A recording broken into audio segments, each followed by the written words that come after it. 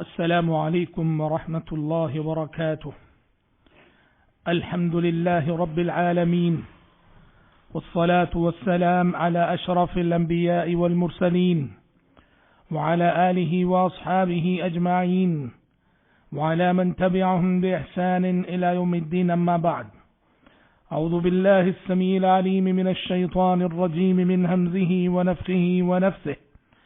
أولئك الذين هدى الله فبهداه مقتده. ہفتہ پروگرام نیک لوگوں کی صحبت میں اس کی ایک اور کڑی لے کر آج میں آپ کی خدمت میں حاضر ہوا ہوں. آج ہم گفتگو کریں گے بإذن اللہ تعالی صحابی رسول حذیفہ بن یمان رضی اللہ عنہ کے سلسلے میں. حذیفہ بن یمان رضی اللہ عنہ جو ولادت کے اعتبار سے تو مکے سے تعلق رکھتے ہیں، مکے میں آپ کی ولادت ہوئی تھی، پر آپ کا خاندان اور آپ کا قبیلہ مدینہ منتقل ہونے پر مجبور ہوا. حضرت حذیفہ بن یمان رضی اللہ عنہ کے والد کا ایک مسئلہ تھا، ذاتی مسئلہ، جس کی وجہ سے وہ مدینہ منتقل ہو گئے ہجرت نبوی سے قبل ہی. جب پیارے نبی صلی اللہ علیہ وسلم مبعوث ہوئے اور اسلام کا آغاز ہوا تو حضرت حذیفہ بن یمان رضی اللہ عنہ اپنے والد کے ساتھ مشرف باسلام ہوئے. مشرف باسلام ہونے کے بعد پیارے نبی سے اتنا قرب اور اتنا قرب انہیں حاصل ہوا کہ حضرت حذیفہ بن یمان رضی اللہ عنہ صاحب السر یعنی رازدار رسول کہلائے. چنانچہ طبقہ صحابہ میں حضرت حذیفہ بن یمان کی یہ خصوصیت ہے کہ پیارے نبی صلی اللہ علیہ وسلم نے ان کی رازداری پر اعتبار کیا اور انہیں رازدار بنایا. صاحب السر اسی لیے ان کا لقب ہے رازدار رسول، اس لیے کہ پیارے نبی صلی اللہ علیہ وسلم نے انہیں بہت سارے منافقین کے نام بتائے تھے، پہچان بتائی تھی، جو نام اور جو پہچان کے آپ نے کسی اور کو نہیں بتائی تھی.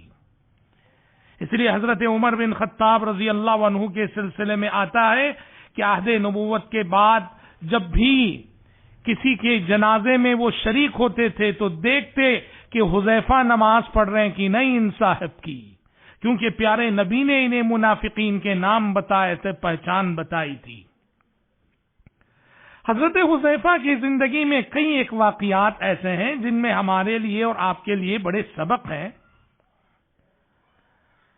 غزوہ بدر کے موقع سے ایک واقعہ ان کے ساتھ یہ ہوا کہ پیارے نبی صلی اللہ علیہ وسلم چونکہ اصل میں نکلے تھے قریش کے تجارتی قافلے کا پیچھا کرنے کے لیے، وہ تو اچانک جنگ کی صورتحال پیش آ گئی. تو حذیفہ بن یمان رضی اللہ عنہ اپنے والد یمان کے ساتھ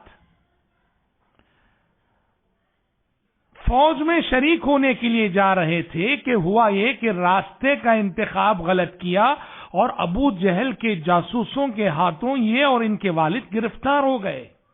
حضرت حذیفہ بھی اور ان کے والد یمان بھی دونوں ابو جہل کے ہاتھوں، ابو جہل کے جاسوسوں کے ہاتھوں گرفتار ہو گئے.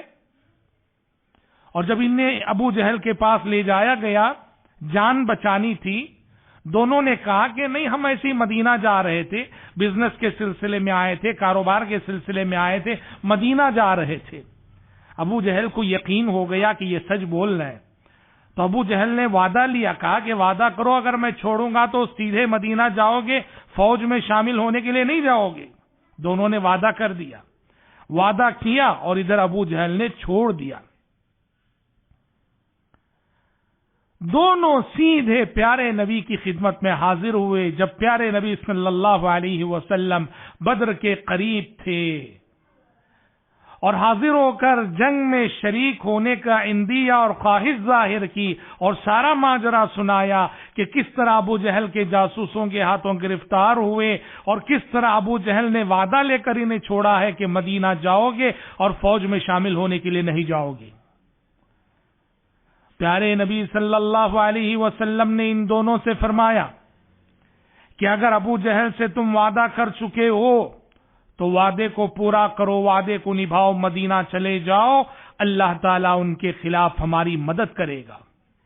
آپ جنگوں کی تاریخ میں ایسی مثال اور ایسا نادر نمونہ نہیں دکھا سکتے۔ آپ عین میدان جنگ میں، عین جنگ کے موقع پر، جبکہ مسلمان تعداد کے اعتبار سے بہت تھوڑے تھے، 1000 کے مقابلے میں 313 تھے یا 319 تھے، ایسے میں سوچو کہ 2 سپاہیوں کا اضافہ کتنا معنی رکھتا تھا، 2 سپاہیوں کا اضافہ کتنا اہم تھا، کتنی اہمیت کا حامل تھا۔ لیکن اس کے باوجود پیارے نبی نے یہاں عہد و پیمان کو نبھانے کو ترجیح دی اور دونوں سے کہا کہ آپ دونوں مدینہ چلے جاؤ ابو جہل سے کیے ہوئے وعدے کے مطابق، اور اللہ ان کے خلاف ہماری مدد کرے گا۔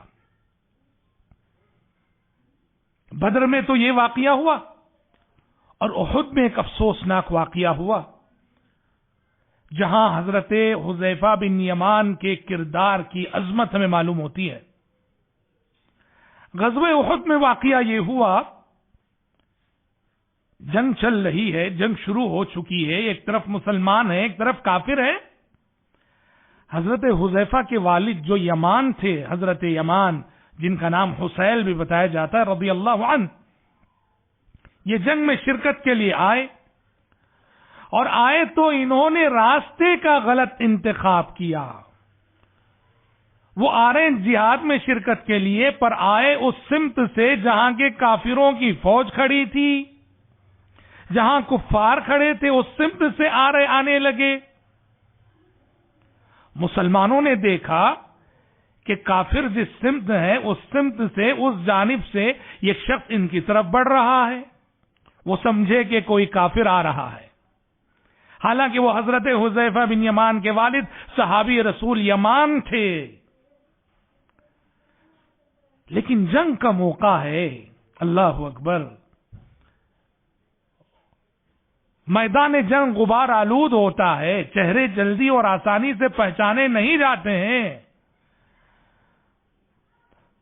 تو جب مسلمانوں نے دیکھا کہ مشرکین کی سمت سے ایک شخص ان کی طرف بڑھ رہا ہے، تو مسلمانوں نے تلواریں نکال لی اور اس کی طرف لپکے۔ حضرت حذیفہ بن یمان رضی اللہ عنہ نے دور سے ہی پہچان لیا تھا کہ یہ ان کے والد ہیں، اور جب انہوں نے صحابہ کو دیکھا کہ وہ تلواریں نکال کے آگے بڑھ رہے ہیں، چیختے رہے، پکارتے رہے، انما ہوا ابی ابی، لوگوں وہ میرے باپ ہیں، لوگوں وہ میرے باپ ہیں۔ لیکن جنگ کے شور اور ہنگامے میں یہ آواز صحابہ کو سنائی نہیں دی، اور یہ افسوسناک واقعہ، حادثہ پیش آیا کہ خود مسلمانوں کی تلوار سے ایک مسلمان شہید ہو گئے۔ سوچئے حضرت حذیفہ بن یمان رضی اللہ عنہ پہ کیا گزری ہوگی۔ لیکن قربان جائیے، دوسروں کے ساتھ ہمیشہ اچھا گمان کرنے اور حسن ظن کی اس سے بڑی کیا مثال ہو سکتی ہے۔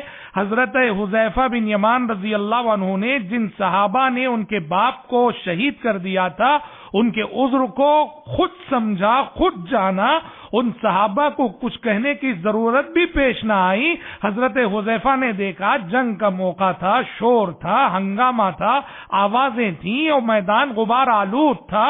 ایسے میں حضرت حذیفہ بن نے ان صحابہ کے حق میں جن کی تلوار کی زد پہ آ کے ان کے والد شہید ہوئے تھے، اس کے سوا کچھ نہیں کہا کہ یغفر اللہ لکم، بھائیو جاؤ اللہ تمہیں معاف کرے۔ اللہ اکبر، یہ کوئی معمولی واقعہ نہیں۔ ہاں، ہم ایسے موقعوں پہ الزامات بڑی آسانی سے ہماری زبان پہ آ جاتے ہیں۔ ہاں تم نے جان بوجھ کر کیا، ہاں تم نے فلاں وقت کا بدلہ لیا، تم دل میں ہم سے دشمنی چھپائے رکھے تھے، آج تم نے ہم سے انتقام لیا۔ پتہ نہیں ایسے واقعات ہمارے لیے کتنی عداوتوں کا سبب بن جاتے ہیں، کتنی کدورتوں کی بنیاد بن جاتے ہیں۔ لیکن قربان جائیے اس اخلاق پر، اس حسن ظن پر۔ پیارے نبی کو بھی اس حادثے پر بڑا افسوس ہوا۔ پیارے نبی صلی اللہ علیہ وسلم نے مسئلے کا حل یوں یہ کیا کہ بیت المال سے پیارے نبی نے حضرت حذیفہ بن یمان رضی اللہ عنہ کے والد کی دیت ادا کر دی، خون بہا ادا کر دیا، اور حضرت حذیفہ بن یمان کی عظیمت، ان کا کردار ملاحظہ کیجئے. والد کی جان کی جو دیت انہیں ملی تھی، خون بہا جو ملا تھا، فدیے کی شکل میں سمجھیے. حضرت حذیفہ بن یمان رضی اللہ عنہ نے اس دیت کو دوبارہ بیت المال میں مسلمانوں ہی کے لیے اپنے والد کی جانب سے صدقہ کر ڈالا.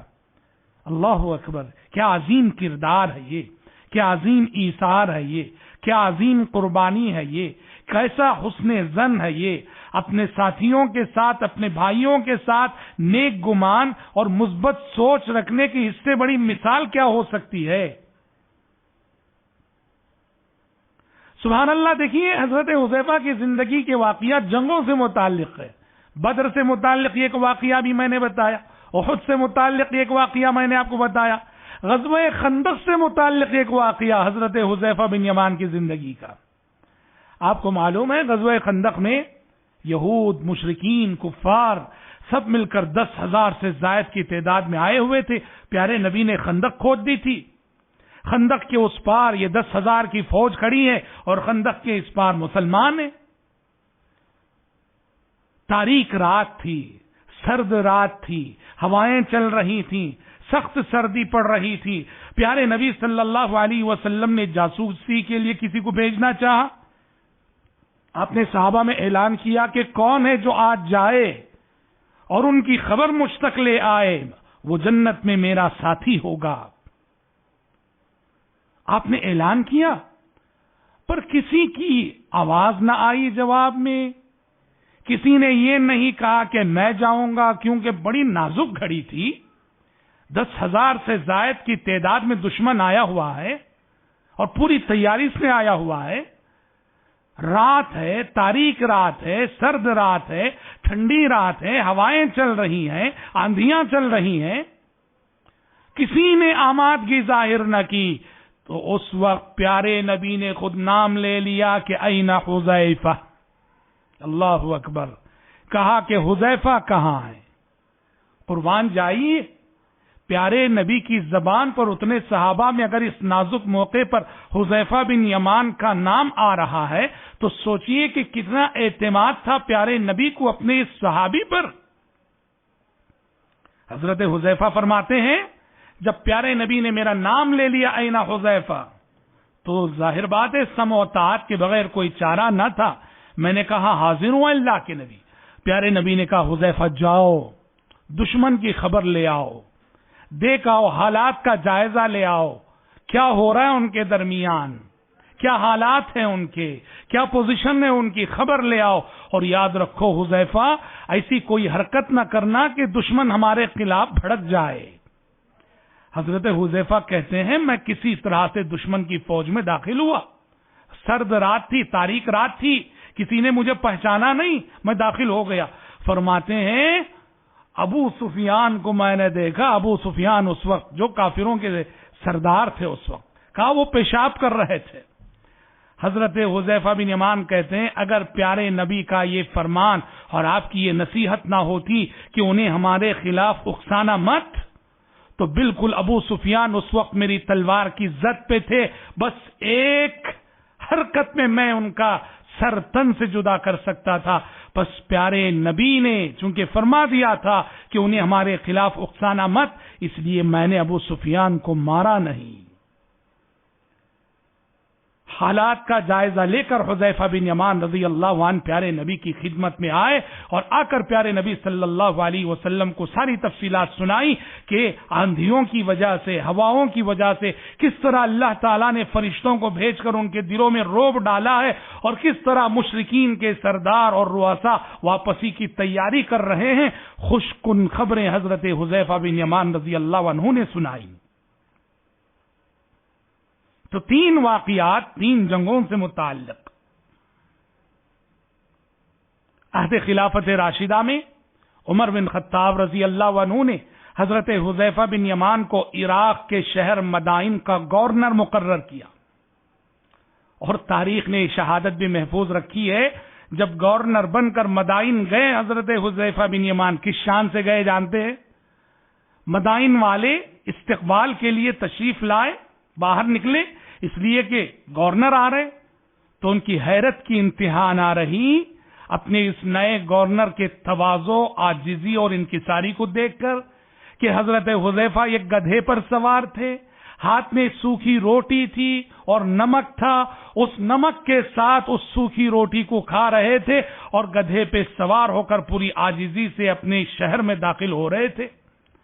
حیران رہ گئے مدائن والے اس نئے گورنر کی عاجزی کو دیکھ کر، تواضع کو دیکھ کر، انکساری کو دیکھ کر۔ اللہ اکبر، کردار کے یہ نمونے، تخت و تاج کے مالک رہتے ہوئے عاجزی کی انتہا پہ قائم رہنا، یہ نمونے اور یہ سیرتیں، یہ کردار حضرات صحابہ کرام رضوان اللہ علیہم اجمعین کی زندگیوں ہی میں ملتا ہے۔